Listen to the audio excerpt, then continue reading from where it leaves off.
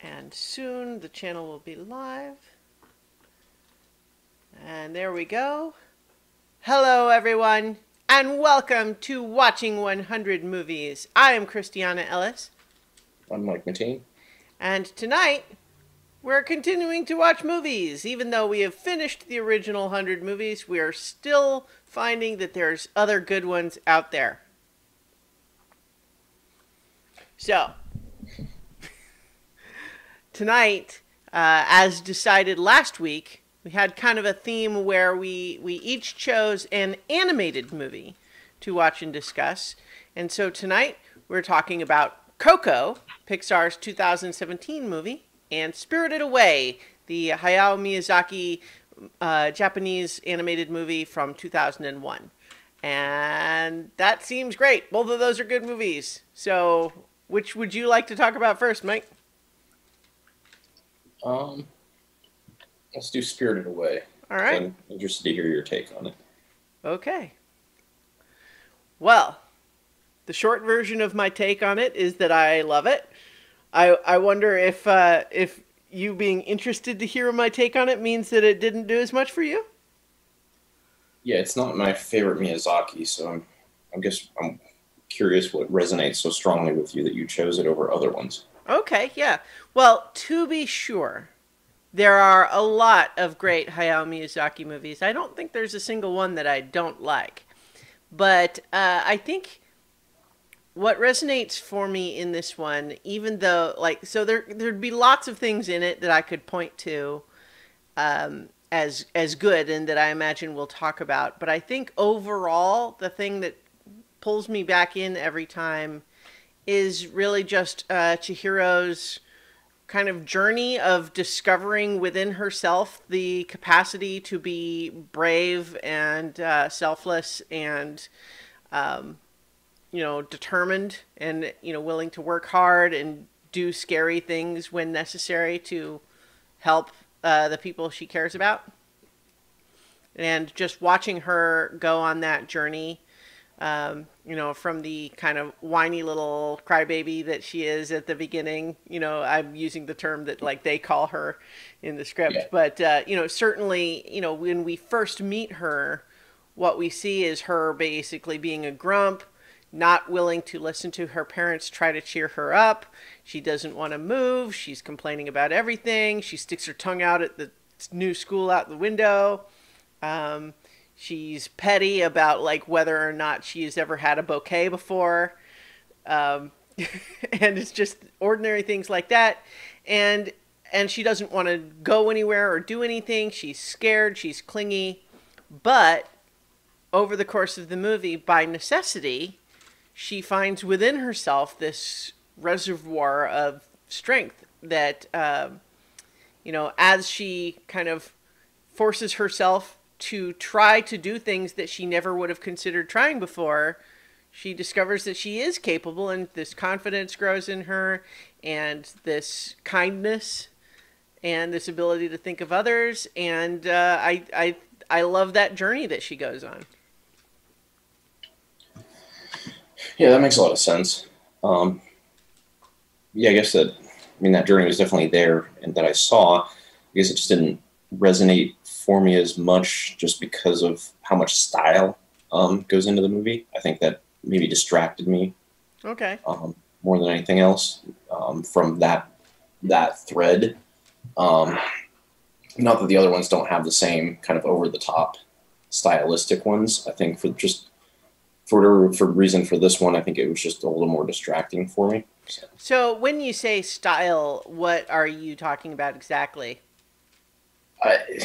I mean, this is totally subjective. This is fine. I'm not trying to be judgmental or defensive. I'm just trying to clarify what you mean. I think mostly kind of the sort of the over the topness of the other characters, and they're all very, very different. But still, again, that's just what I mean by, I guess, by style. The style of it is that they're meant to be sort of extreme. So you just mean how strange they are visually? Like Yubaba being so big and that sort of thing. Yeah, and the Is that the kind baby, of thing you mean? yeah, Okay. not just them being big. I mean, the big is probably one of the most stylistic pieces of it, but that just even the way that they behave and talk and stuff like that. I mean, they're very dramatic, in kind of how they behave and act. I don't know. It just Okay. wasn't, I'm gonna say overwhelming wasn't really it, but it was just distracting is probably the best term for me. So Well, so one of the things that's certainly true about this movie, and is true of a lot of Hayao Miyazaki's movies, but certainly true of this one, that when we are watching it through the filter of our own American perspective, right? There are a lot of things that when the movie was being made, there are sort of Japanese cultural things that would be much more like that they would just expect the audience to just get intuitively, and it wouldn't necessarily be like it might still be fantastical, but it wouldn't be so unfamiliar, right? It's a little bit kind of like if we were to see, I don't know, like Mother Goose fairy tale rhymes, like those like stories depicting those things that we're just got, we've heard over and over again. So Humpty Dumpty, the idea of, oh, it's a big egg and he sits on a wall and then breaks open or whatever. Like if you'd never heard that before, it just seems completely weird and strange. But if you kind of have heard it over and over since childhood, if like the imagery of something is a little bit more familiar, then I think that there's going to be a layer of separation there. But so, like, just in this context here, the idea of the spirits and what they're like, and the way spirits act, and the things that they might care about or the rules that they might follow are all going to be things that I think a Japanese audience might be a little bit more accustomed to. I'm not saying that any of that is like what you're reacting to, but I'm kind of putting it out there to ask: is that part of it? You think? yeah, I think that's definitely part of it. And just even hearing you discuss it, I think maybe a great relevant reference would be like Alice in Wonderland. Yeah, exactly. That's a good example. And so I can kind of see that. So Hmm. yeah, and just not being as familiar. I mean, I have seen this once before, but it was many many years ago. So just not being as familiar with the story and sort of that stuff, that's why I said I think that why I kind of settle on is that it distracted me from maybe the true point, even though I am aware of those things happening in the movie. It just resonated less, I think, with me. And that doesn't mean it's bad or wrong. It's just that's Sure. why I wanted you to explain it, not because I wanted to disagree or argue with you. I just actually wanted to get Yeah. some Well, no, enlightenment. I mean, I like everybody comes to every movie with their own perspective. Now, I because it's one of my favorites, I've seen it a lot, and so a lot of those things are more familiar to me now only just by virtue of having seen them in this movie a lot, right? And so some of the like, some of the weirdness, like just for example, the radish spirit, right, is this interesting sort of very small like tertiary character that doesn't even have any dialogue, that just Chihiro encounters very briefly, and who is kind of big and scary and strange looking, but seemingly maybe a little bit kind in the few seconds that he spends with her. Just a moment where he kind of sees this girl who's clearly scared and unfamiliar with her surroundings, and kind of makes sure she gets up to where she's the floor she's going to, checks that everything seems okay up there before he, steps back and goes back down. So there's just this moment there, but just the idea of a radish spirit, first of all, like, in America, when we think of radishes, we tend to think of like the smaller little red and white things, but in Japan, you say a radish is going to be almost this big like turnip looking thing that's going to look a lot more close a close relation to this spirit that we see. But even just then, the idea that a vegetable has a spirit that looks like a big sort of weird monster thing, and it's going to a bathhouse, like already off the bat, that's a whole bunch of stuff that Right. is just new conceptually for an American audience that's not seen it before. But part of that sort of thing I find really interesting. Now, I would certainly not ever claim to be any kind of an expert in it, but the Shinto religion does have some elements of the idea that there are spirits in just about everything, that there is kind of a life force in everything. And so the idea that there are little spirits all over the place, there's actually a fair amount of overlap in many concepts, but with the idea in more like European folklore of like the Fae, like in the elves and gnomes and those sorts of things. And so just like, for example, the idea that you might a human might be lured into somewhere that they don't belong, tempted to eat food that they shouldn't, and then punished as a result, is something that shows up in a lot of different folklore all over the world, right? Think of like Pan's Labyrinth is one that kind of comes to mind, of this idea that I don't remember the girl's name in that movie, but she goes down to this one place where she's supposed to get something, but they say there's going to be a lot of food there, but don't eat any of it, because then it'll activate the monsters and that sort of thing. Or the idea that if you travel to Fey lands, if you eat anything there, then you'll be trapped there. I mean, like Greek mythology has the whole thing with Persephone and the pomegranates and all of that sort of thing. So the idea here that her parents get lured in and turn into pigs because they eat the food that doesn't belong to them, that's supposed to go to the spirits, right? And so that sort of thing is kind of all woven into that mythology. One of the things that ties that into the journey that Chihiro goes into, I think, is the question of her hesitation to follow along with her parents and go along with what they're doing. It's interesting, I think, to think about whether that is just related to her own reluctance or fearfulness about anything unfamiliar, or whether it's possible that as a child she is potentially more sensitive to, or able to access understanding of the magic enough that she kind of intuitively reads that there's something wrong happening, whereas her parents are just kind of charmed by the magic, essentially. Because her parents are not acting rationally once they smell the food. It's one thing to say, hey, this is a weird place, let's check it out because it's nearby where we're going to live now. Let's, we have an afternoon, let's go see what's in there. I mean, that's not necessarily unreasonable.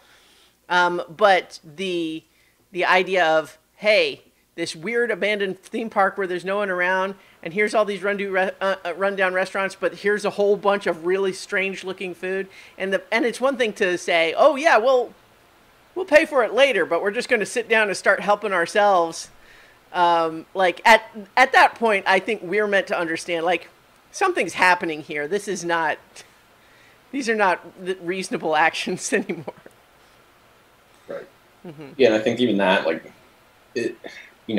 coming into it, that, and not being like warmed up to it, like that was a little odd. I mean, to the point where I even like kind of mentioned it to you when I was watching it, like, because, and like I get it, like obviously it makes sense that they were not acting rationally, but at the beginning, there's not like really a, you kind of have to intuitively know that, because you're sort of aware of that. That's kind of what culturally is happening there, as opposed to it like, having to go back and reflect, because they don't change. There's not like a thing that happens that's like, oh, well, now they are clearly subdued by this spell.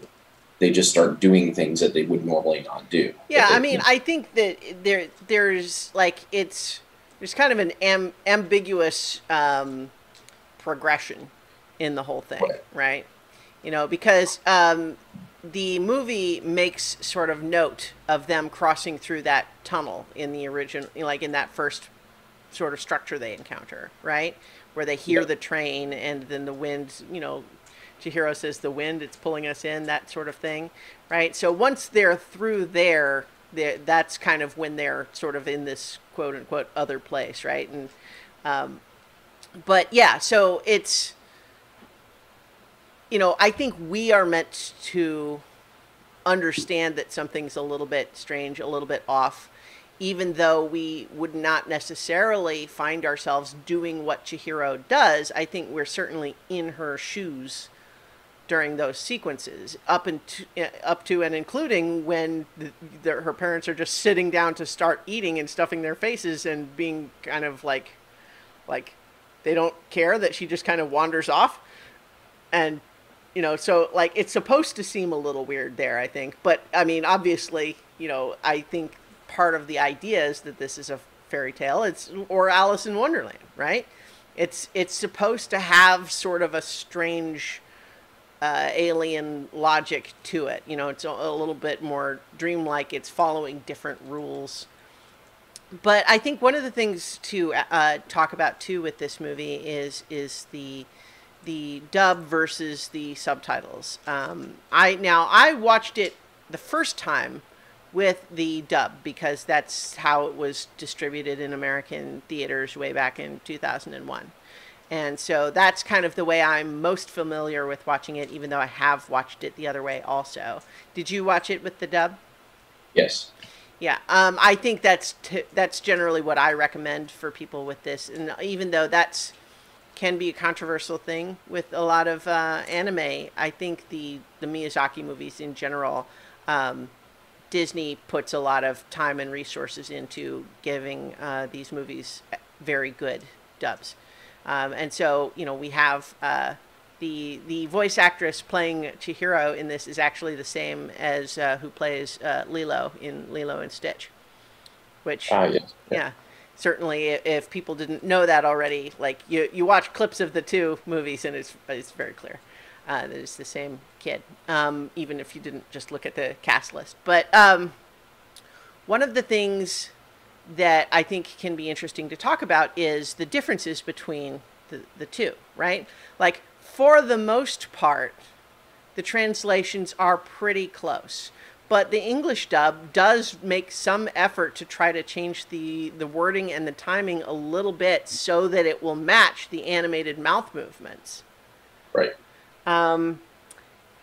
But also, there are a few places where they actually add in lines that are really just meant to have just a teensy bit more explanation for something that the Japanese audience would be expected to just get right away.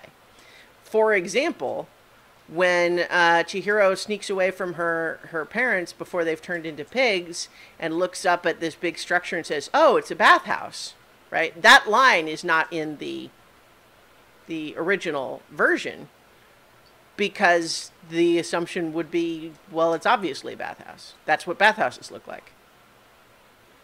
It's a fantastical one, but you would recognize it. That, like, stylistically, the aesthetics of how it's designed is like, that's a bathhouse.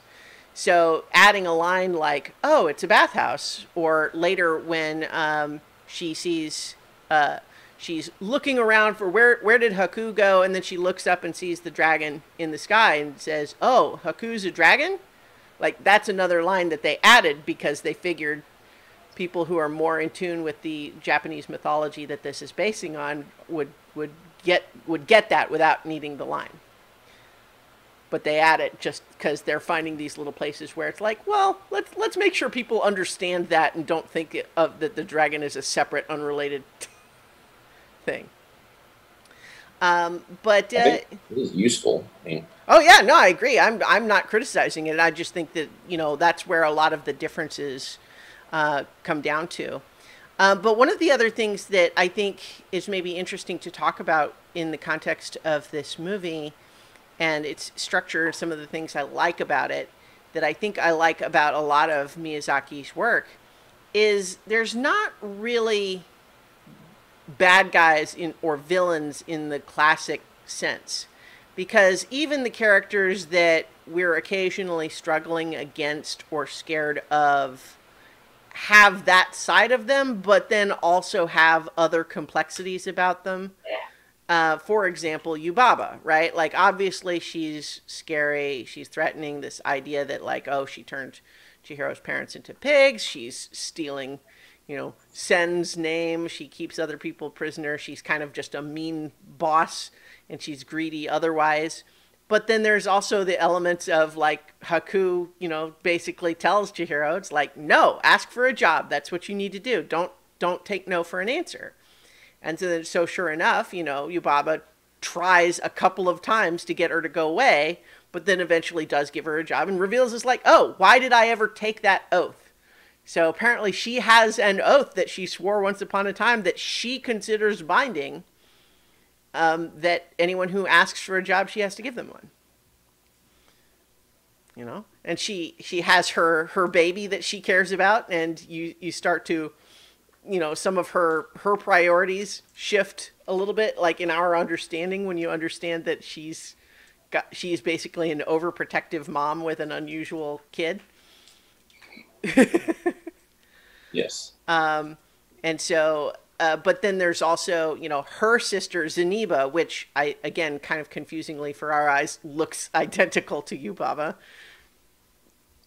Sure, why not? They're sisters, I guess. So, but the idea that she's kind of scary when we first encounter her, because we first encounter her through these little paper dolls / birds that are chasing Haku, right? Right. Yeah. So, like, we have. Well, let's even talk about Haku, because I think the development of that character is interesting in the movie, because first, of course, Chihiro encounters him. Our first sight of him is him looking at her in horror, like, oh my God, what are you doing here? You've got to get out of here. Here, I will help you get away. But then when it's too late to get away, he helps her. He's very kind. He says he's using all sorts of really cool magic to, like, let's help sneak you by all of these gates. Here's what you need to do. I'm planting images in your mind that you need to go down and talk to the Boiler Man and then ask for a job. Here's all these things that I'm doing to help you. But then the next time she sees him, he acts like he doesn't know her. He's kind of brusque with her. He's like, don't talk to me. And then this Lynn, this other worker at the bathhouse, who she's starting to maybe think is okay, tells her, oh, no, he just does all Yubaba's dirty work. Don't trust anything he says. And she's feeling like, I just signed my name away to get a job here because of what he said. So what is his deal? And so kind of gradually unlocking what his deal is, I think, is kind of interesting. Yeah, I would agree. Yeah, he is I thought he was a pretty interesting character. Mm-hmm. Outside of her, he's probably the most interesting. Outside of Hiro. So Chihiro is. Chihiro. Yeah, so Chihiro, aka Sen, right? Sen is what her. So interestingly enough, this is something that doesn't come across in, like, the spoken translation at all, but apparently in Japanese writing, her name Chihiro and the new name Sen both use one of the same characters, which we actually see when Yubaba does the spell. We see the written name Chihiro, and some of it lifts away, leaving only one piece of it behind. And so there is, in Japanese, there's, like, additional meaning to the relationship between the two names. It's a little bit like with Haku, and she later says, oh, you were the Kohaku River. And not just Haku. And so it's like he was left with part of the original name, but not the whole thing. And so that's the same with Chihiro and Sen, even though when spoken aloud, that's not obvious to us. Got it. Yeah. But so we have, his whole deal. And I think, there's it's kind of fascinating that, there's this a little bit of sort of, adolescent crushing that, he's a handsome boy for a young girl, that sort of thing. Not that it's really treated in any kind of a sexual way, but, in an appealing way, right? Like in the sense that we could see why, she might trust him, right? But then, when he turns into a dragon, there's this kind of power and awe and like majesty to it. But then when he comes back after fighting the paper things, like he's messed up and he's bleeding everywhere. And that's kind of scary, right? He's acting crazy. We don't know if we trust him really. But she's trying to help him and like all of that, how that's treated. But then to kind of gradually unlock that the whole thing is Yubaba had a spell on him that allowed her to sometimes force him to do whatever she wanted.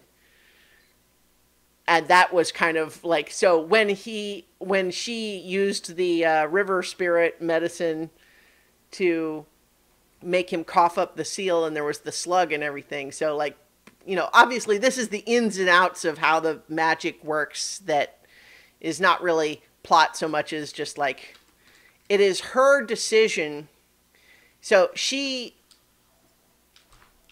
I'm just tied up because there's so many pieces of this that I like, but like let's just continue on. There's a couple of other elements of like other characters that I think are interesting, like the whole sequence with Kamaji in the boiler room and the dust sprites that are carrying the coal. Yep. The one piece of that scene that always seems weird to me is that she picks up a piece of coal and acts like it weighs 25 pounds when I don't think coal is actually that heavy. So that always just weirds me out just a little bit. I mean, I know we're meant to say that, like, they say later, like, she's just a young kid who never had to work very hard. But I mean, a kid can pick up a rock. Like, it's not... it's not like a chunk of solid lead or something. Anyway, that's not a big deal. But the soot sprites are so cute and silly and just all the business with, like, she's trying to stay out of the way, but then there's the one who's, like, struggling under his rock, and then she picks it up and is like, oh, finish what you started. And so she carries it to throw in the burner, in the furnace, and, like... Following up off coming down the stairs, which didn't go well and left her kind of freaked out. This was kind of one of the first times where, she once again is attempting a scary thing because she knows she has to, but it goes a little bit better. And then we get the payoff of like all of the other soot sprites see her do that, and then they all pretend like they can't carry their coal either. Yeah, that part is pretty funny. Yeah. And then, of course, Kamaji, who is, very strange in his own way with all his multiple arms that can kind of change shape around. But then his personality, he's like this kindly grandfather sort of thing. And he definitely recognizes in her something that he feels like he wants to help. And then we have Lynn, who, is kind of, she's kind of grouchy, but immediately warms to Sen as well and is willing to help there. And we also have probably of the significant characters, the last one would probably be No Face, right? Yeah. Who, anyone who's not already aware of this, in just the spoken dialogue, it could be easy to assume that what's being said is no face, like the word, like the opposite of yes, like N-O face, like there's no face there. But instead what it's actually referring to is the white mask resembles a mask that is used in a Japanese type of theater called No, N-O-H. So that's actually what the name is No, N-O-H face, because he's got the mask.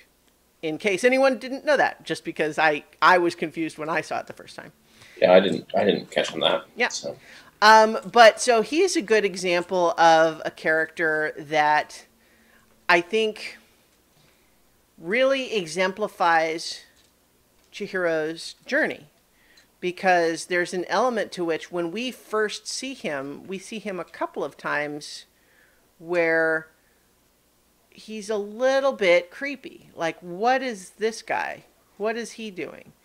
Like all of these other weird creatures are going about their business like they belong there, but he's kind of just lurking in a way that doesn't seem entirely wholesome. And yet, what's going on with him? So we see first she sees him on the bridge, where the other characters don't even seem to act like he's there. Then later she sees him outside in the rain, and she's just trying to like do her job, right? Like she's like, oh, there's this spirit out there. I guess I'm being helpful, so I'll leave the door open. But she doesn't really know any better, right? But then later, you know, he tempts her with the tokens, the bath tokens. She needs one of the herbal soak tokens, and the foreman won't give it to her. And then he helps her get one.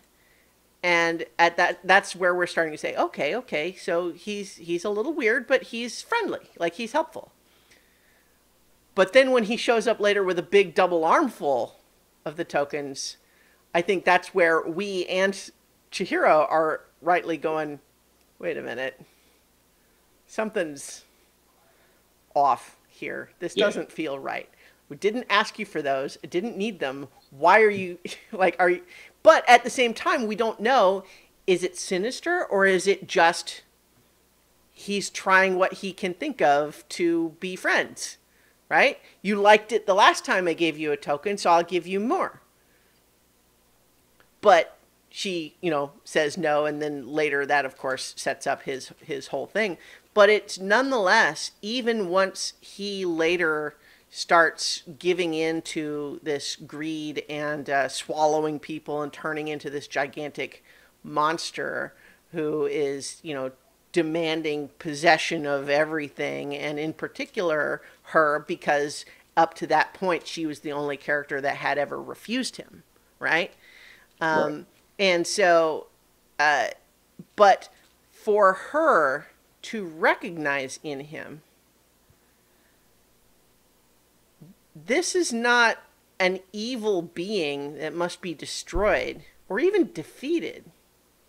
This is someone who is acting in an unhealthy way that's bad for everyone, and we need to help him. And so she gives him, like, so, she, you know, when she helped the other river spirit, the polluted river spirit, and gets this little ball of medicine, right? That's what we're told it is. That's another thing that I think, you know, in a lot of traditional Japanese folklore, it'd be a little bit more common to kind of understand, oh, a little ball of herbal medicine is the sort of thing that you might get from a spirit if you pleased them.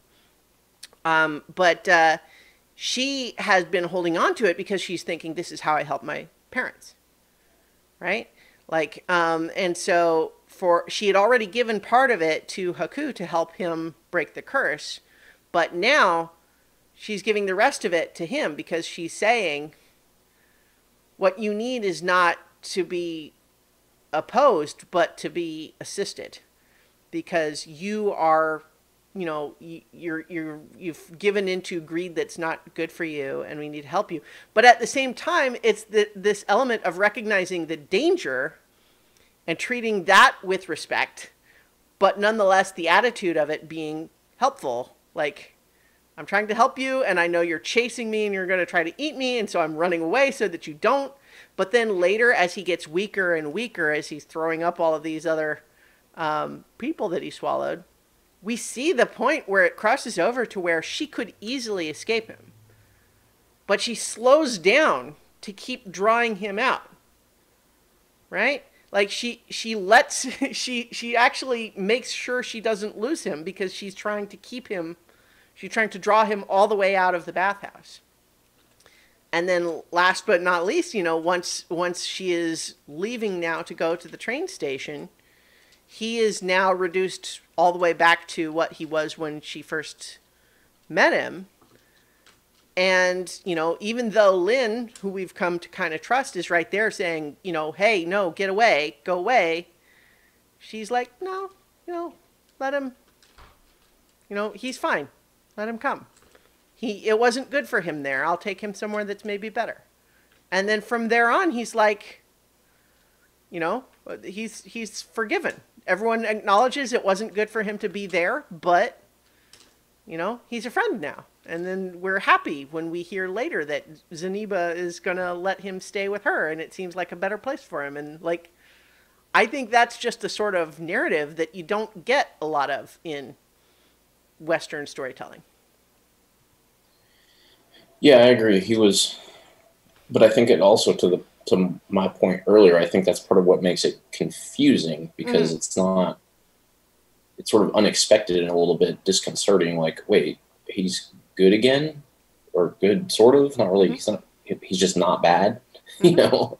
Yeah. And so I guess yeah, that I'm really glad that you really went into the description of him because he was one of the characters. Like when you kept saying like when you were saying like, oh, was it their size and stuff like that.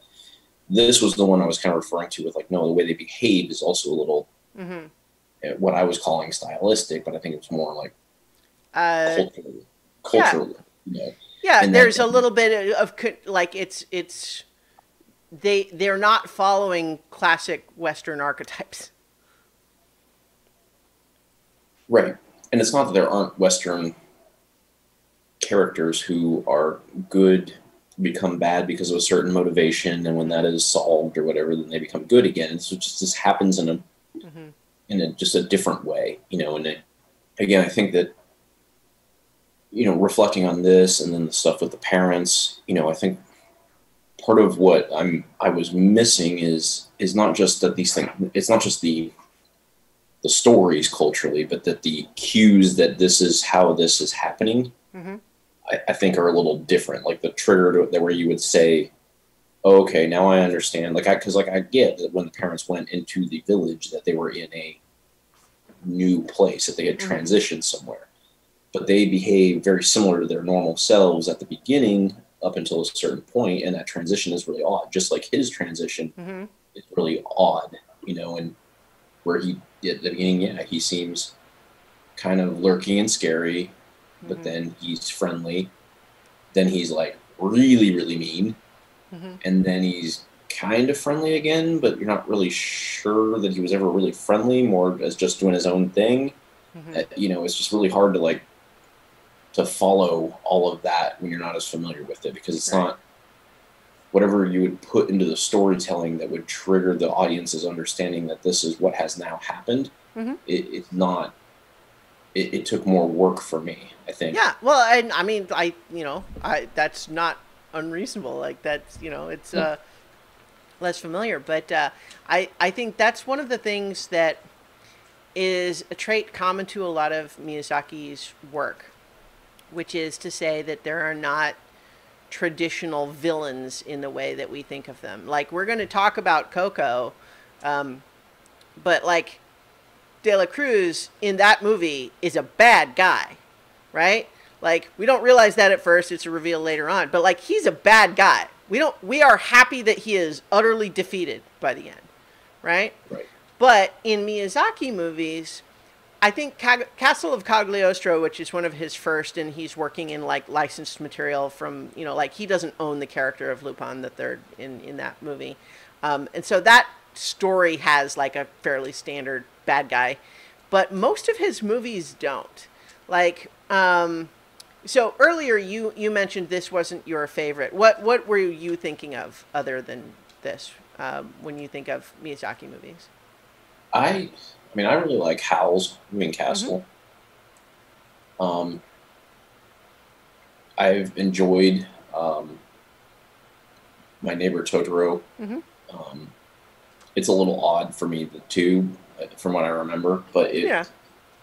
I don't know. I guess I just whatever the point of the plot, I guess, resonated better. Well, yeah, My Neighbor Totoro, I love, but it's a very simple plot, right? I mean, it's really just about like, these two girls. Like, there's no bad guy at all, right? Like, the only actual conflict is they're worried about their mom who's in the hospital, right? And then the worry later that the younger sister has run off and goes missing, right?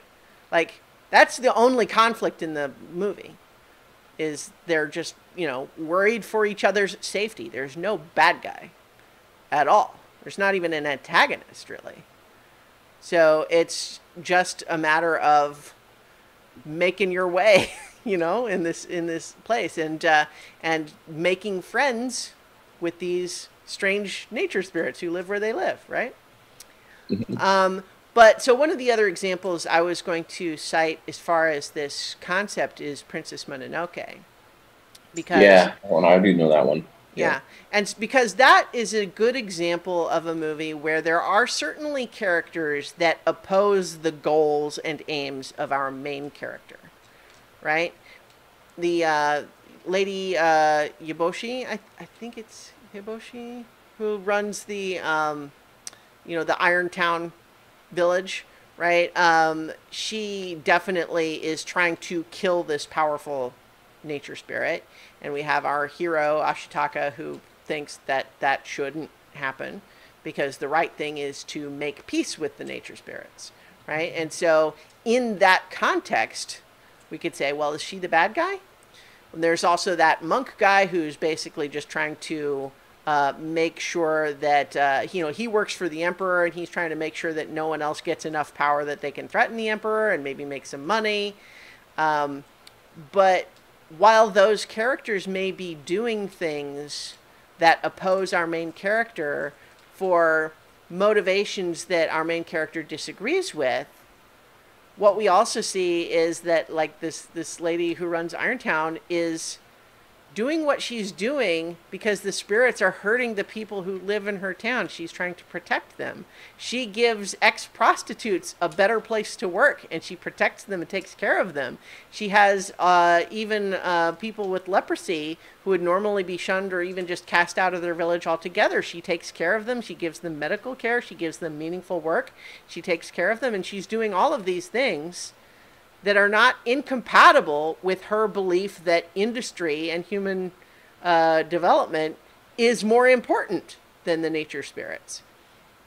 And so, like, you can disagree with her, but it's harder to say that she's evil, right? So it's just becomes a question of, like, that's where a lot of Miyazaki's movies kind of come down. Is so, like, coming back to Spirited Away, let's talk about Yubaba, right? To the extent that there is an antagonist in the movie, it's her. Because she's the one that has the power to let Chihiro and her parents go. And yet, by the end, it's this whole thing where, like, I have to give you this final test, but everyone else at the bathhouse is not on her side anymore, and they're booing her, and she's like, but it's the rules. I have to. And, and Chihiro basically agrees. It's like, no, look, if that was the deal I made, I will hold to it. Even though we're all kind of now in a collective better understanding of each other to the point where, like, it doesn't seem like Yubaba really wants Chihiro to fail, right? There's an element where, like, she's greedy. She wants the things that she wants, but she's not particularly invested in Chihiro's parents. Like, it's just like, what are you going to do? But she cares about her baby. And so now that her baby is safe, like, that's what she cared most about. And so it's just kind of about completing the circle rather than defeating the villain. Right? There's not a moment where when Chihiro guesses right, that, we don't have a moment of Yubaba going, oh, curses, and then disappearing into a puff of smoke because she's mad that she was beaten, right? Like, that doesn't happen because it's not really about that anymore.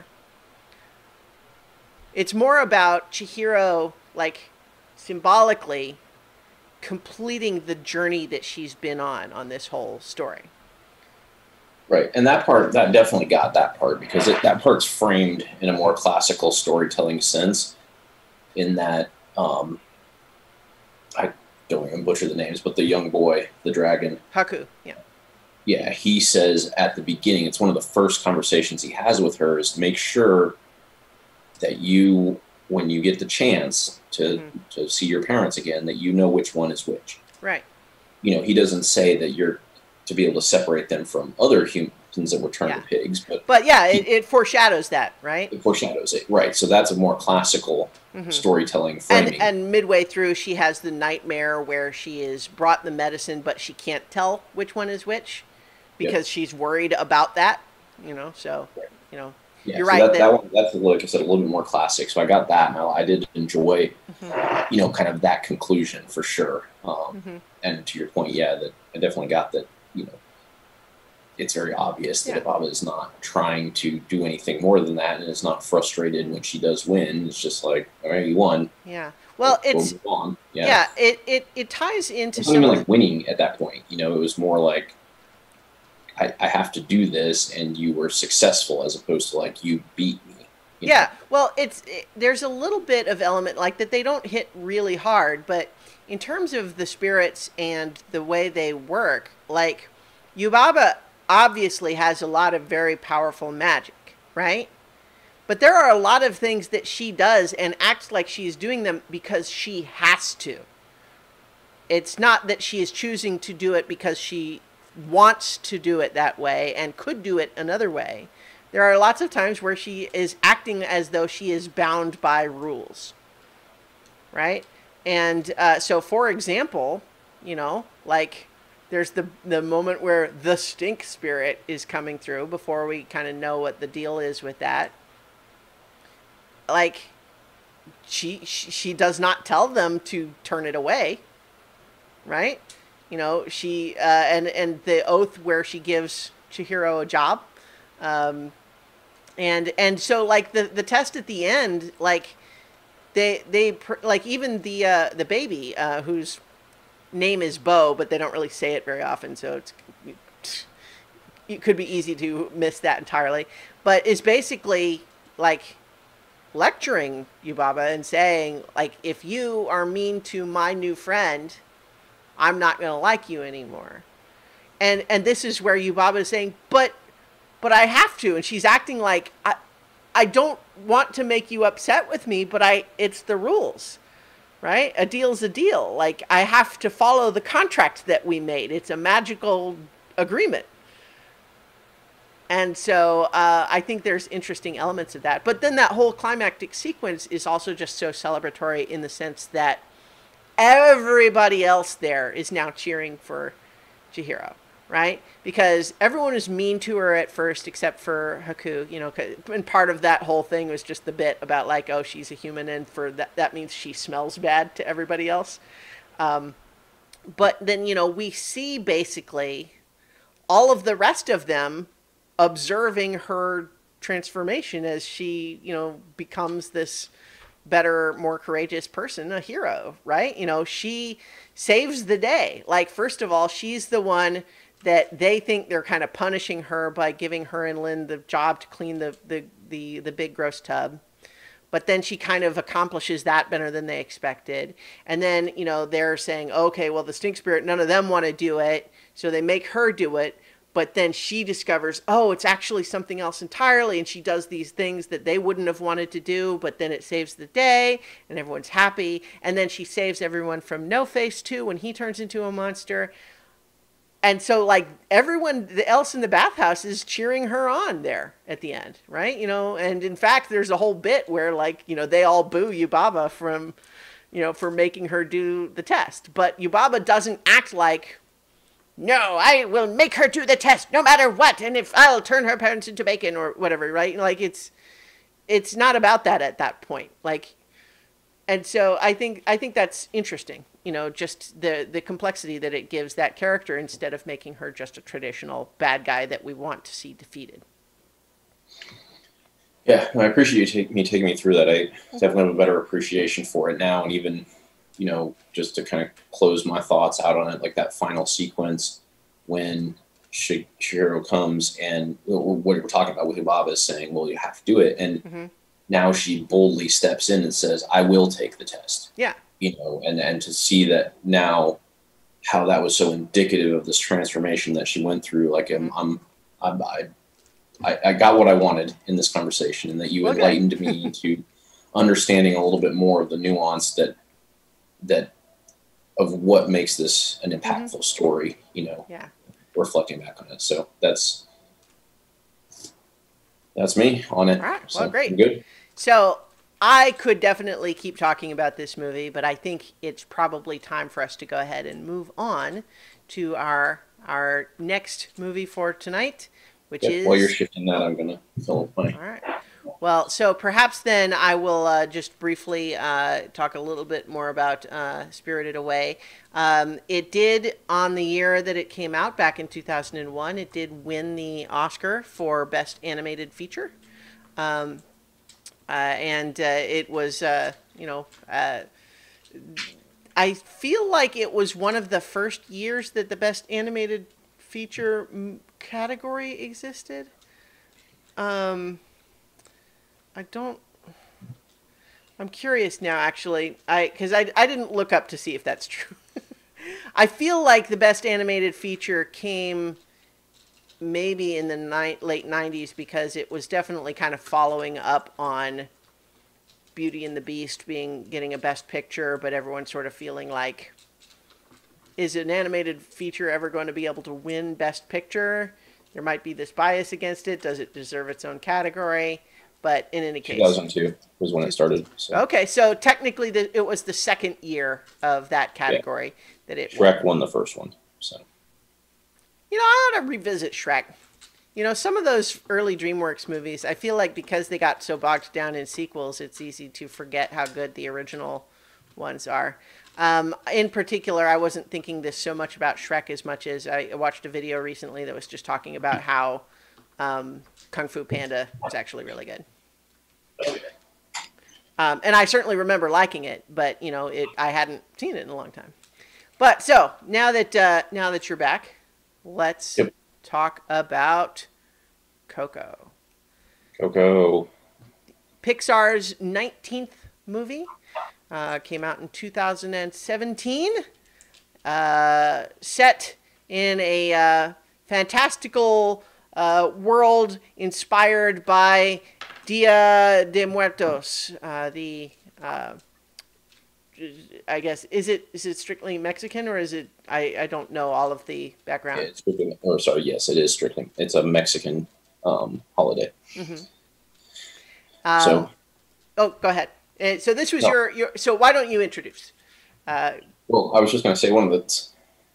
I didn't choose it for these reasons, but it is interesting in context that, number one, this is timely. When we were doing our Halloween movies, I mean, this is, well, not Halloween related. Dia de los Muertos is right around the same time as Halloween, similar thing. And also to Spirited Away, this is a human ventures into the spirit world and has a, journey through that and some conflict and resolution and all that. But that's not why I chose it. This one, I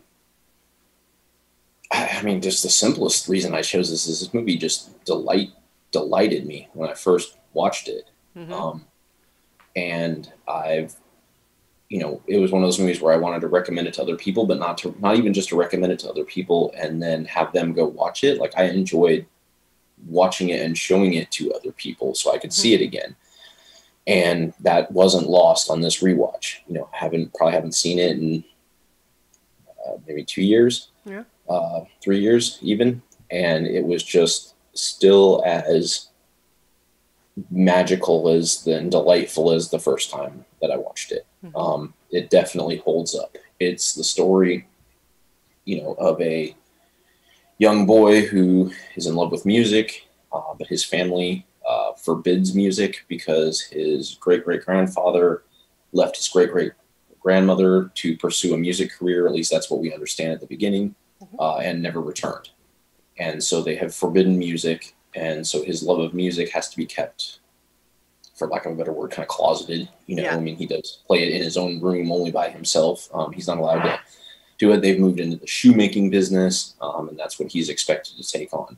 But he just cannot get over, this love and passion for music.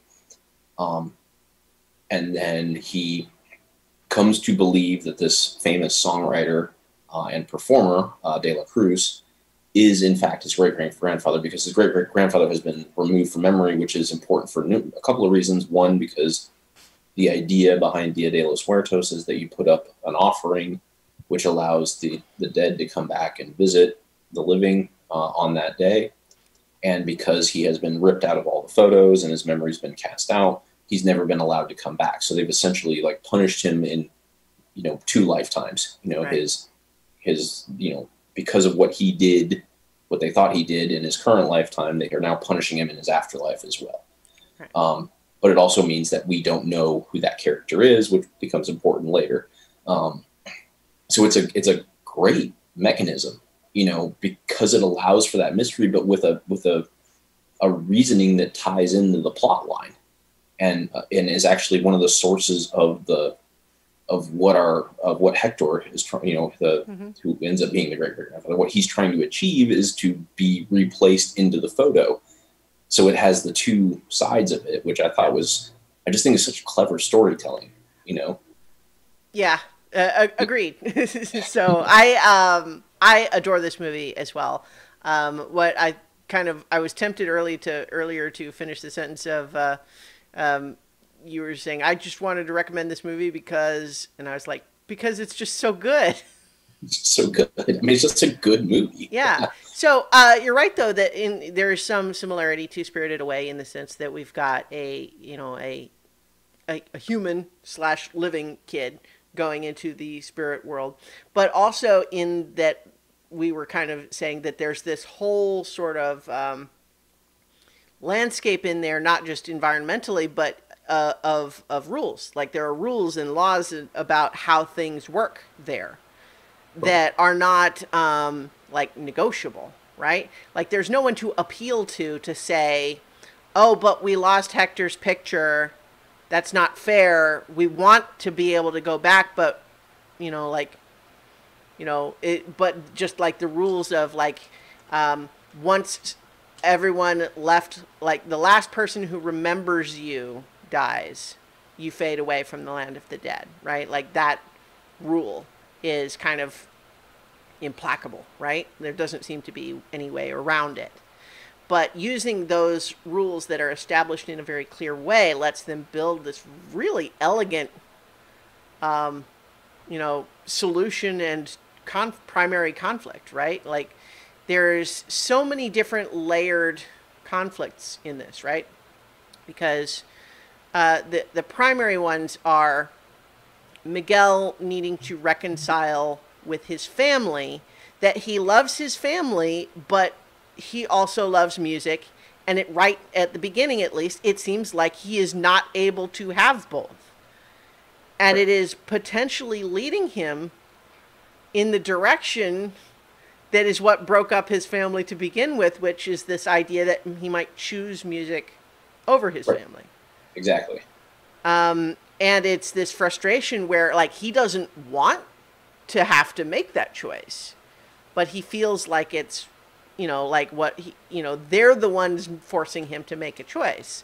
And he's not really on the verge of choosing that, but he's certainly at the point where he's doing it behind their back. Right. And has been for a while, just given how good he is at the guitar, learning from watching old VHS tapes. Just pretty good. But yeah. So just all of the, so we have that element of conflict, but also the conflict of wanting to know more about his own history, right? And tying that into the same element, but having that pair with Hector wanting to not be forgotten, which, like, the way those two elements of conflict, choosing family versus music, wanting to not be forgotten, and the way those both are ultimately propped up by the plot of who is Miguel's great-great-grandfather. Right. And to your point, the way they use the rules and those themes to, like, I mean, the plot is genius in how it advances. Like I said, there's the first one in that, it allows us to have that mystery of who is his great-great-grandfather, and also create the conflict for Hector. But then once Miguel enters, and Miguel's rule that he cannot return from the spirit world until he's given the blessing of a spirit, who is a family member. And his current family wants to do it with conditions, that that he does not play music.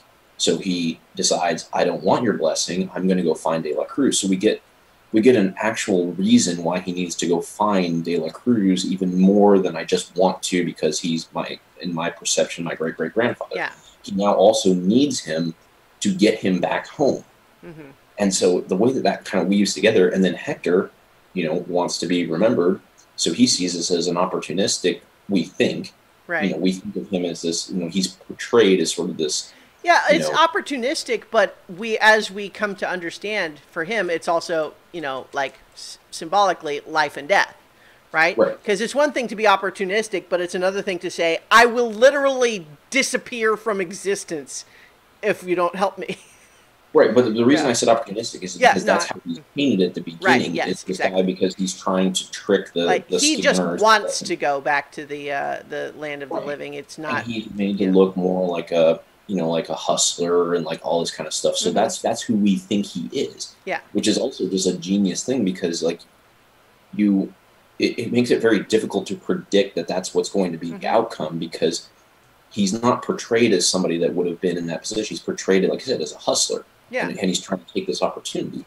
But we realize that's not actually what he's doing when we go and we see the people he's befriended in the other world, in the, the other Forgottens, and the just absolute heartbreaking scene where he sings to his friend as he's being forgotten, and his death after death is just absolutely, and to do all that and to show that, but to do it in a way where it's still appropriate for kids. I mean, obviously we watch it from our adult perspective.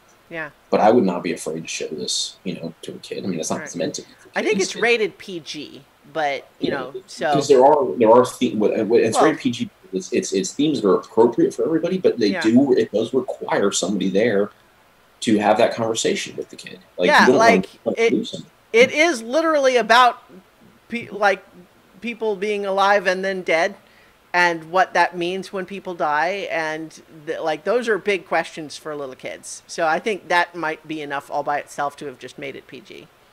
Yeah, I absolutely think so, because that's the idea behind PG, is that the parent should be there to answer those questions and guide the child through the story, which is part of what this is great. It's a wonderful narrative to guide through about what it means to, have desires that are counter to what your family wants, have your family support you, why it's important your family supports you, why you want both things, as well as dealing with death and loss of loved ones and remembrance of them, and why it's important to remember them. So many rich themes through a greatly well-told plot, and just a fun movie. Yeah, and it's so incredible that, I feel like if you wanted me to come up with an example of a movie that is equal parts comedy and tragedy and just as effective at both, I'm not sure I could think of one that's better than this, because it is frequently hilarious, but also has made me cry more than probably any other animated movie except Grave of the Fireflies, which is a special case. I mean, this is the fifth or sixth time I've seen it, and I still well up a little bit. Oh, yeah. A couple of points, Because it just like you were saying, the whole bit of him needing blessing of his a family member, and them wanting to put conditions on it, leads to a lot of fun comedy bits where they give him the blessing with the condition, and he basically lies, accepting the condition, immediately tries to steal the guitar again, and ends up right back in the office where everyone was just leaving, and they're like, wait, what? and that's hilarious.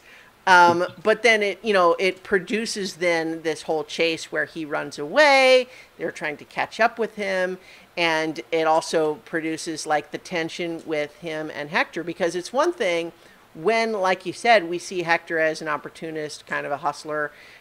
We don't feel bad about the idea that him and Miguel would kind of use each other, right? But we recognize, later on, when Hector realizes that Miguel lied to him, and that this whole thing about finding Ernesto de la Cruz is not Miguel's only way back, and that if Miguel was willing to accept his other family's condition, he could go home right away and he could help Hector in the way that he promised to. But instead, he wants to do it this really hard way that might be impossible. And so it's a little bit like, you promised to help me, but now apparently you're only helping me because, like, you know, like you're not willing to help me in the way that would ensure a good outcome for me. You're only willing to, like, use my assistance to do something the hard way, risking my life in the process.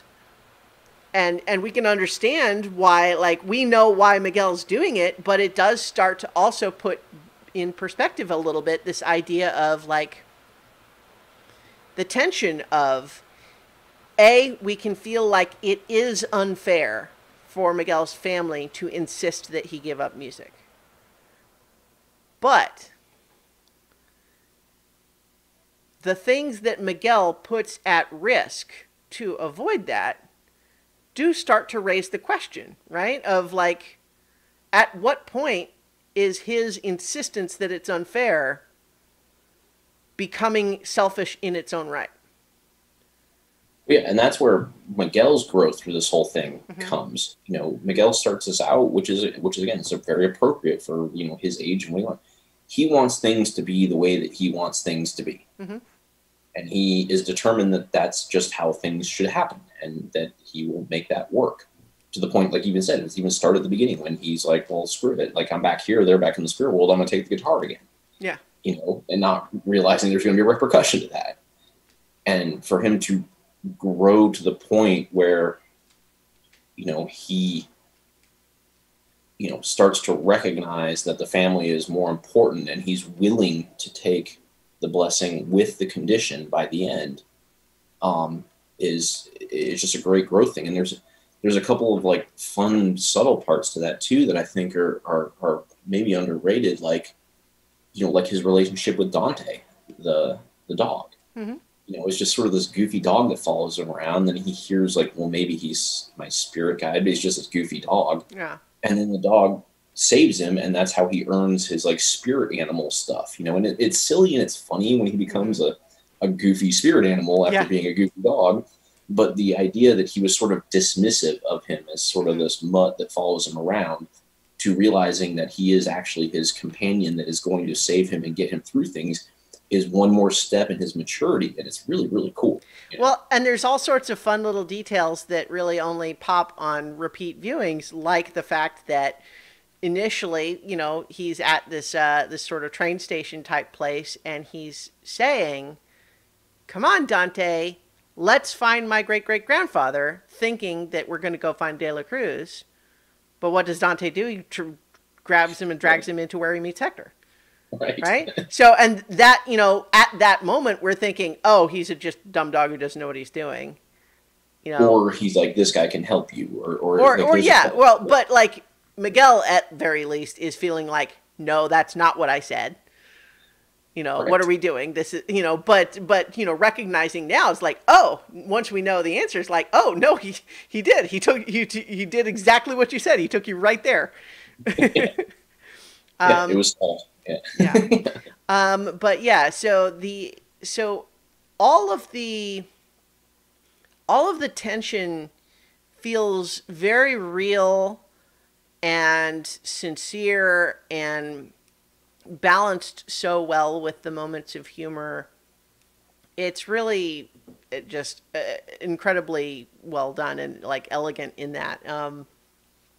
And, like, in particular, just, like, themes of, like, I'm not bringing this into politics, I promise, but I think in this season, there are those of us who can understand and grapple with the feelings of having family who you love, but fundamentally disagree about certain things that seem extremely important. And yet, how willing are you to give up a relationship that is otherwise loving for some of those things that might seem very important, but how do you navigate that? And so that's a struggle that I think a lot of people really, like, relate to. Yeah, no, I agree. Yeah. But one thought that I have had about this movie, and it's not a criticism so much as just a recognition that no story is going to be perfect for everybody, because of course, this movie is about sort of reconciling those differences, right? And feeling that the value of family is important enough to be willing to make some concessions, and that perhaps if you are willing to approach those relationships with that kind of mindset, that maybe you can end up getting a good compromise that makes everybody happy anyway, right? Like that's the happy ending of the story. But in real life, when people really grapple with some of these things, there are going to be some cases where probably it really is best for a person to just not continue those relationships, right? Right. In real life, like if we imagine that there's a person who had such a bad family life that they really felt like for their own mental health and safety, they just have to not have contact with their family anymore. I could imagine someone in that situation not enjoying this movie in the same way. Right? And again, it's not a criticism of Coco. It's not like a problem with this movie. It's just a recognition, like I said, of imagining it, not everyone approaches it the same way. You're breaking up a little bit. Oh, yeah, it froze up here for some reason. Yeah. Am I back? Yes, you are. Did you? Okay, were I you was able just to? with you, but yes, I can see that. But to your point, yeah, no story is going to be perfect. Right. So. Yeah. So I think it's just it's something to think about. When you start talking about like any movie, like what that reminds me of, again, without sidetracking us too much, is Zootopia as a movie is a movie I really enjoy, and it uses the animal characters to grapple with some elements of things like racism and prejudice, and the recognition that sometimes it's not as obvious as you might think it would be, the recognition that you can have your own internal biases that you're not even aware of, those sorts of things. And I think that it, for a kid's movie that is still mostly just kind of a funny, adventure-y sort of thing, to deal with those issues at all is impressive. But when you start trying to take any of its metaphors and extrapolating them any further than the movie itself does, a lot of them can break down pretty fast, because it's really not meant to try to directly map to the real world one for one, right? And so I think so I guess maybe what I'm coming down to is that, like, I can certainly acknowledge that some people might be in a personal situation where the message of this movie is not going to feel good to them. If they feel like it's not an option for them to reconcile with family that is insisting on something that wouldn't be good for them. Right. Right. But I think at a certain point, you also have to just say, like, not every story is for every person. Yeah. Yeah. But yeah, nonetheless, though, this movie is wonderful. One of the things we haven't really even touched on at all is the music itself. Yeah. Which is very good. The original score is from Michael Giacchino, who has done a lot. I'm not sure I'm pronouncing that right, but has done a lot of my favorite movie scores, actually. You look up his filmography, and it's just dozens and dozens of movies that you think of as having great music. I won't get into it right now, but so he did the score, but then there's also the original songs, which is different than the incidental music, and those are done by, I think, the same team that actually did the songs for Frozen. And a lot of those are just really great, but in particular, of course, is Remember Me, which won the Oscar for Best Original Song, and deservedly so, because it's incredible in multiple ways, because it encompasses the primary theme of the movie, right? but it's such an adaptable song in the sense that we have the version that De La Cruz sings at the beginning where it's all kind of just cheesy and about him and remember me because I'm the important one that should be remembered, right? Right. But then we also have, you know, the various versions where they make it clear that like it's such a cliche song at this point in the Land of the Dead. Like they're having the music contest and it's like, oh, I'm going to sing Remember Me. And it's like, really? And then you realize that like every other group in the contest is going to sing that song. But then we have the more sort of gentle version that we realize that, you know, we see Hector singing to baby Coco, right? When she was just a little girl, where it's a much more gentle thing, where it's like it's not just you know, I deserve to be remembered. It's more of like a plea, like I'm sorry I have to go, but I'm leaving you here and it hurts. So please, you know, remember me. I will remember you. That whole gentle, tender relationship, right?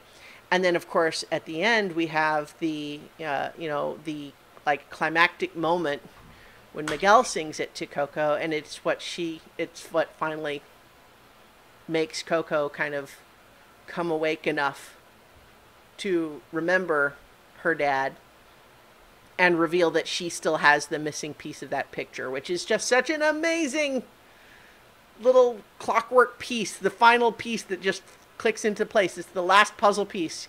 You know, the movie sets us up so much to feel like it's going to be a bittersweet ending because we have the puzzle just without that one little piece, and it's, you know, we're sad that we don't have that, you know, but then revealed right at the end in this perfect little elegant way that she had it all along. And and so that's wonderful. But then, of course, we also get the poppy version that plays over the end credits. And I just think it's amazing how chameleon-like and adaptable that song is. Yeah, and I think, but it also closes out just like the kind of my final, you know, thought on the plot of the movie of this whole idea of it's sort of telling the story of like, you know, what's the cliched version of like, you know, whatever you're looking for, you already have, or something like that. You know, I forget the actual phrase, but you know what I'm talking. The concept. Real treasure was the friends you made along the way. No, it's different. I you know what the you concept mean. Though that like if you go out searching for something, like sometimes it's actually within you the whole time. And that's well, like it's a little bit like the Wizard of Oz thing, right? Yeah, exactly. Like the whole idea that, you know, from the beginning, like when, you know, Dante, the first guy he met was his great-great-grandfather. He could have just got it right there. You know, the fact that Coco had the picture the whole time and could have just put the ofrenda. You know, the idea that, you know, just all those concepts that like, oh, this always could have just happened much easier. It was always within you, you know, is kind of a nice little sort of subtle behind undertone theme. Yeah. Yeah, I really like it. It also won an Oscar for Best Animated, didn't it?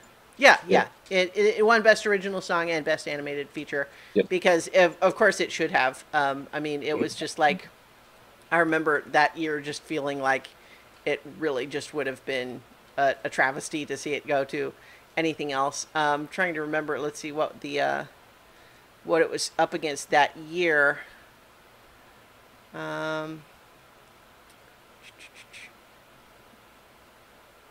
wish IMDb put their awards in a more coherent order. It was up against Loving Vincent, which I think probably a lot of people didn't see, The Breadwinner, which a lot of people didn't see, Ferdinand, which a lot of people didn't see, and The Boss Baby, which is better than you'd think, but not as good as Coco. Yeah. I will actually encourage anyone who saw like the trailers or whatever for Boss Baby and just said, blah, I would say, no, it's actually a lot better than you're thinking, but not as good as Coco. Nope. So that kind of wraps up what I had to say about this. I'm ready to place these and discuss our next set. So let's do it. Do you have your placements ready? Yes. So I'm still going to leave Spirited Away off. Okay. You definitely helped me understand it a lot better. but it's just hard. It just still doesn't like oomph me until maybe I go Yeah. watch it again. And so I'm going to reflect on that a little bit, and Hmm. maybe just like with like Halloween and Night of the Living Dead, I'm not positive I'm leaving those off for good. I think Hmm. just as we kind of go through this process of additional movies, I'm going to reflect more on where they might belong on it. Hmm. But Coco, I have decided, I was looking through, I think I'm going to put it right at 50. All Um, right. it just, there's a feeling there. I like it as one of the top 50 movies I've ever seen. I think this rewatch helps solidify that for me, that this is one of the best movies that I would recommend to people. Hmm. And then, but as I started to look above 50, I started to say, you know what? No, that one's a little more important. Nah, that's a little bit better. That has that little more depth to this. Hmm. So I think right at 50, just above modern times, is good for me. I was just, you have Toy Story at 19. I know, and I'm gonna go back. I assume when we're done with sort of this process and we watch another 100 movies of, Yeah. we'll redo the list Yeah. again, and I'll probably shuffle those around. Well, Um, I only mentioned where you had Toy Story because it was part of what I was thinking about when I was thinking about my own ratings, just because there's that element of which metric are you using, right? Because I feel like personally, I think Coco is a better movie than Toy Story. But it owes a lot to Toy Story. Toy Story was kind of this first and important proving of what computer animated movies can be, and it has that historical relevance as a result. Like, so there's a little bit of a standing on the shoulders of giants thing, right? When you say that Coco is better because it's better as progression from what Toy Story already accomplished. right, like yeah, if you handed me two downloads now, Hmm. yeah, and said you can watch Coco tonight or you can watch Toy Story tonight, I'm going to watch Coco Hmm. 9 times out of 10. Yeah. If you ask me to show what is a animated movie that illustrates making the transition from animation to equality with on cinema movies, I'm going to go with Toy Story. Hmm. So I feel comfortable with it here, because I just look at some of these other ones and I'm just like, it's you look at above 50 for me. I mean, it's not Shawshank, it's not Raiders, it's not Platoon, it's not Amadeus. Like it's not those movies to me. I mean, Hmm. it's more fun. I mean, I may be more apt to watch this, but those are pretty good to me still. So. Sure, fair enough. So I'm actually going to put both movies a little higher because partly I think just I am partial personally to animated movies. I really like animated movies in general. I'm just, that kind of just I inherently approve of the medium in a proactive way. But let's see. I'm going to put Spirited Away like let's see. I'm going to put it at 36, just after Blade Runner and just before One Flew Over the Cuckoo's Nest. Um, Not that it's remotely like either of those, but what are you going to Yeah, and you may prompt me to move it up, but not tonight. I'm gonna. do? Sure, sure. No, that's fine. That's always what our lists were, is just the gut check of where we're at this time. Um, and then and then Coco, let's see. Where do I have Toy Story? I feel like I had it maybe a little bit lower. I'm trying to scan this whole list now.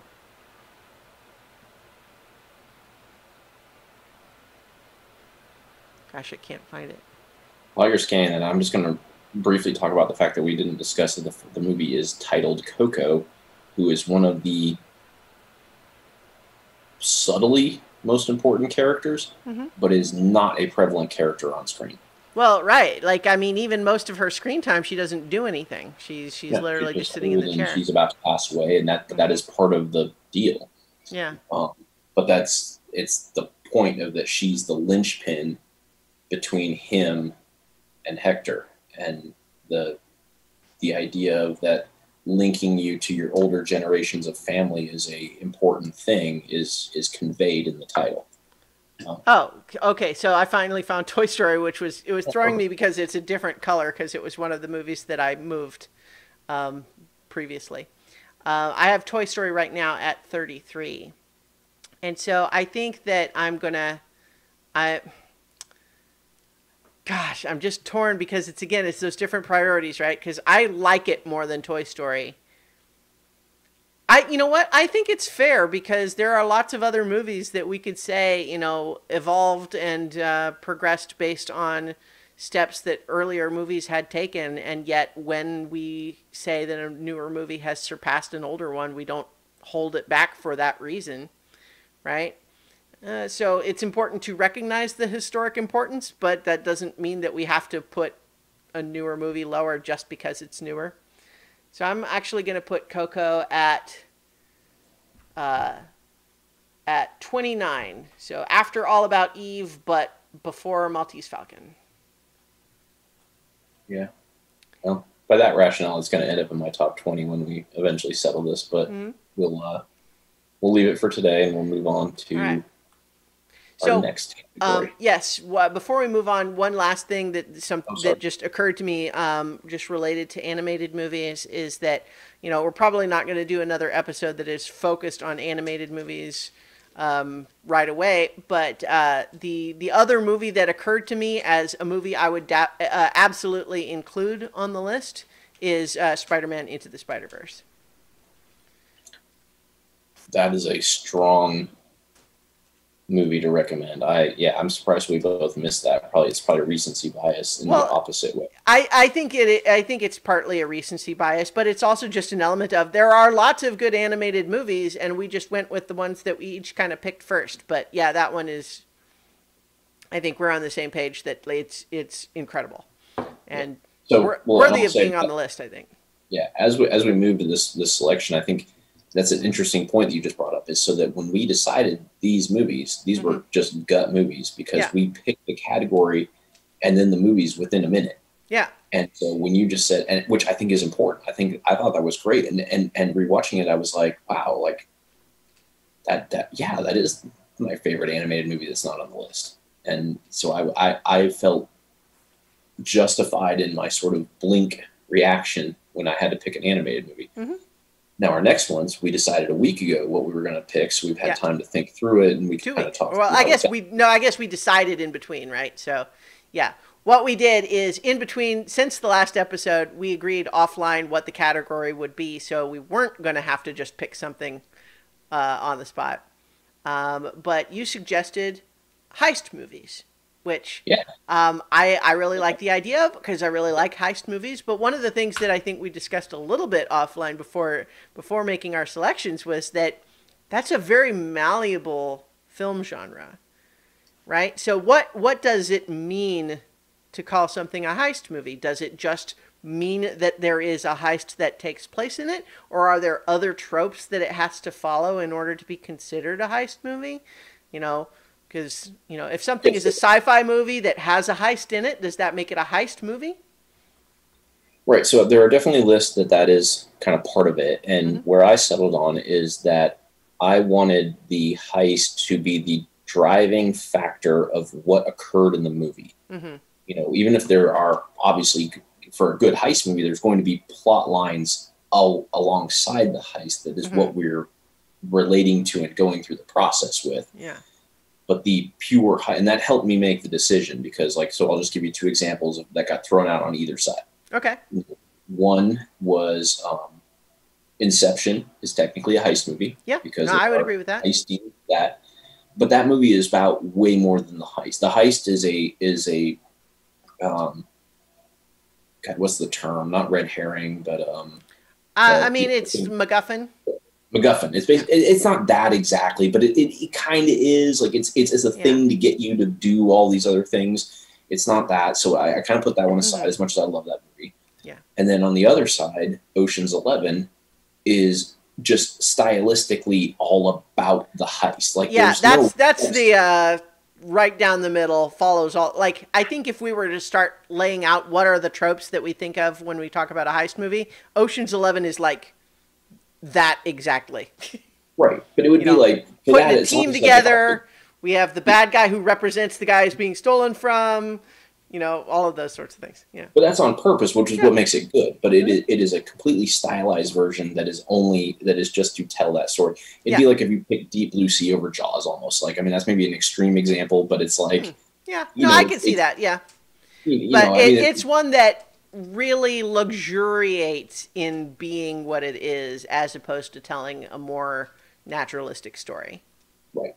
So those are two of my favorite movies, but I took them out of this category because that.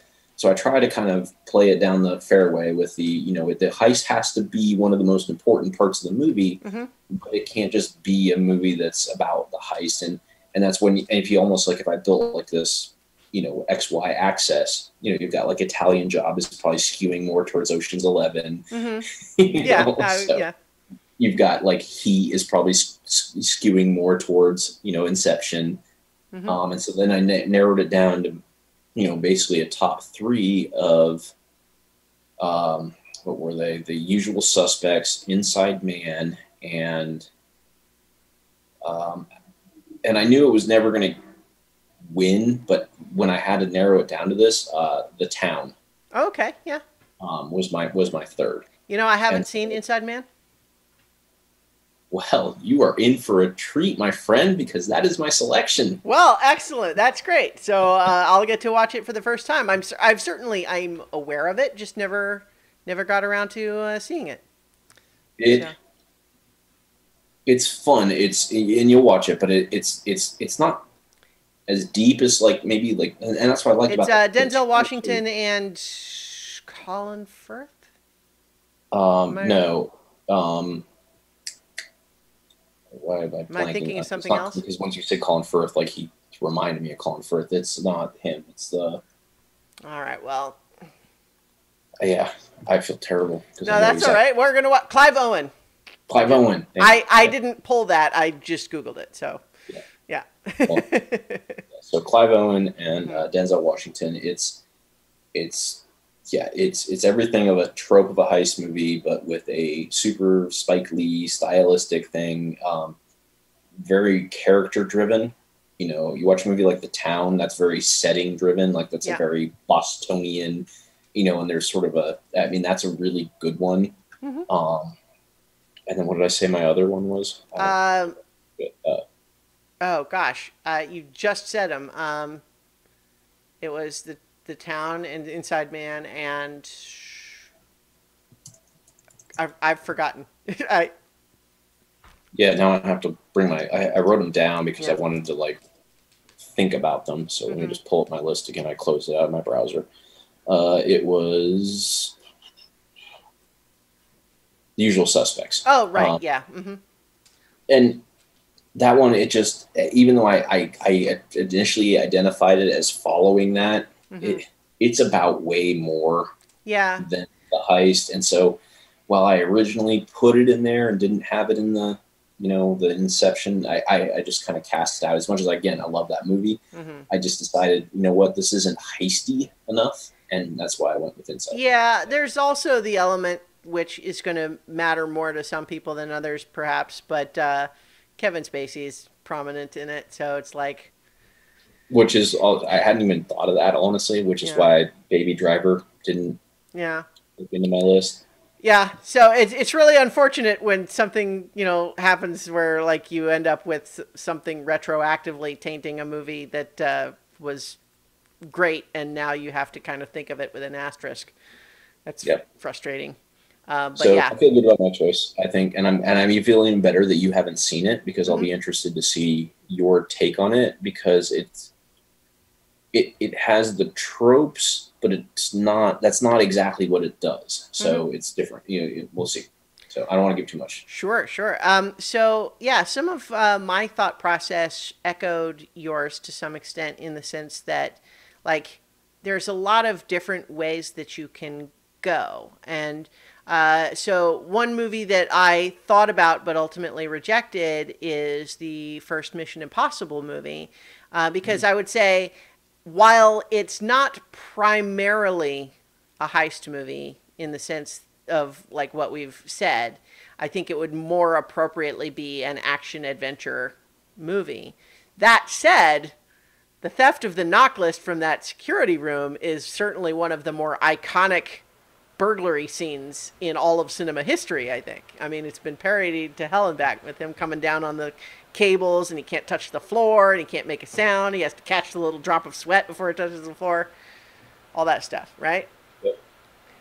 But then I also thought about after you tell me, I just wanted, before you finish off that. Okay. One of the ones I was trying to predict what you might pick. Okay. And that concept actually led to one of my predictions that I'll tell you in a minute. Okay. Okay. On that note, actually, part of what made me hesitate even more to go with Mission Impossible is that just in general, like, I love that whole franchise so much that I feel like I want to, like, talk more about it as a franchise than just to take the first one and have it be a heist movie. Because I'm not sure if it would be easy to talk about in our format, but I would be really interested in a discussion of the Mission Impossible movies versus the James Bond movies. Anyway, other than that, though, one movie that did occur to me is The Sting, which is obviously not a more recent movie, but it's a sort of a sister piece to Butch Cassidy and the Sundance Kid in the sense that it has Paul Newman and Robert Redford in it. I think it's the same director. Am I right? I don't remember now. But that's obviously a movie about, like, putting a team together and an organized, you know, it's less about, like, a theft than a con in that movie. But I also haven't watched it in a long time, so I don't honestly remember how well it holds up. I don't know, like, it might be something if we rewatched it, it's kind of like, oh yeah, this has good parts, but it's actually super slow in the middle or something. Like, I haven't seen it recently enough to have that be my pick. Same director is confirmed. Yeah, I was going to say I was pretty sure, but I couldn't remember for certain. I thought so too, but I just didn't want us to commit to it without fact checking. So. I thank you for looking it up. And then I also considered, like, Ocean's 11, just especially because it really just takes all of the ideas of what we consider to be important in a heist movie, and it just, like, rolls in them like a pig in mud. You know, it just has so much fun being exactly that. Yeah. You know what you're getting, and yeah. You know what you leave with, and both sequels delivered, or 3 sequels now. Oh yeah, Ocean's 8 I enjoyed that quite a lot Ocean's too. 8 is one of the better ones of them. No, I agree. I think honestly, I would put Ocean's 8 second out of 4. Yeah. Like 11 first, then 8, then probably 13 before 12. But that's not to say that 12's bad. I just feel like 12 has some of the best scenes, but not the best movie. Dancing through the laser grid's pretty good. That in and of itself almost elevates it, but not enough. You're right. Yeah. So, the but that contrivance of the plot at the end is too much. Yeah. Even for that movie. It's got high points, but it's more uneven compared to the others. Yep. But yeah, so I thought about all of those, but honestly, part of what I did was I actually just looked up other people's ranked lists of heist movies just to kind of see what other people thought of as heist movies, to kind of just broaden the word cloud of the movies that I was thinking about. And there was a title that just leapt out at me as soon as I saw it, because it's actually one of my favorite movies just outside of this subgenre, which is Out of Sight. Directed by Steven Soderbergh. Number 1 prediction. Yeah. Oh yeah, well, you know how much I like it, so. But yes, George Clooney, Jennifer Lopez, and Steve Zahn, and Don Cheadle. Albert Brooks has a smaller role in it. But yeah, directed by Steven Soderbergh, and I adore that movie. And it's definitely about a heist. Like, I think it's a little bit more stylistic in the sense that it deals a lot with, I would say, although the plot is a heist, ultimately it's more about the characters than it is about the plot.